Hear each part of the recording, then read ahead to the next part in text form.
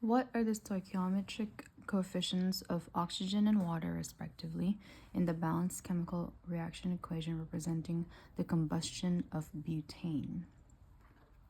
So first things first, we have to figure out what combustion means, right? Combustion means that we have a some type of hydrocarbon or carbon, hydrogen, oxygen that is combined with oxygen because you are combusting it, meaning you're kind of like burning it, right?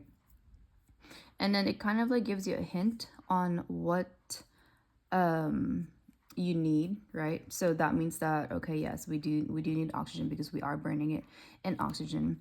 And then water is going to be one of the products, and then the other product should be carbon dioxide, okay? Because for combustion of any hydrocarbons, you would always get carbon and water.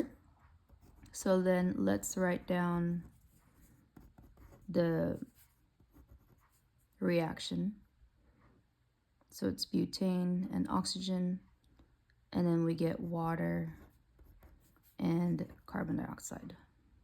Okay, great. So now we can figure out carbon first. For this one, we probably should do oxygen last in this case, in terms of balancing, right? Carbon would be the easiest one. Here we have 4 carbons. Here we only have 1, so we put a 4 there, right? And then for hydrogens, we have 10. Here we have 2. So in order for that to be a 10, we have to put a 5 as a coefficient because 5 times 2 would be 10. And then now that we have both our carbon and our hydrogen, we need to figure out how many oxygens we have on this side, right? So that's 4 times 2 is 8, and 5 oxygens, which makes it 13. Now, 13 is not an even number, but if we write it down as 13 over 2, what happens is that you will be multiplying this fraction with a 2, which essentially cancels the 2 out in order to have 13 oxygen. So that's one quick way to figure it out, especially if you have odd numbers for that one. But in this case, we do not want any fractions or decimals as coefficients for our balance equation. So what we're going to do is we probably need some type of whole number, and the easiest way is to multiply everything by 2.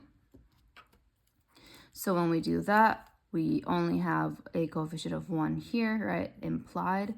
So that would be a 2C4H10. And in this one, since it's a 13 over 2 times 2, that just comes out to 13. And then 5 times 2 is 10. And then 4 times 2 is 8. And it's asking us the coefficients for oxygen and water.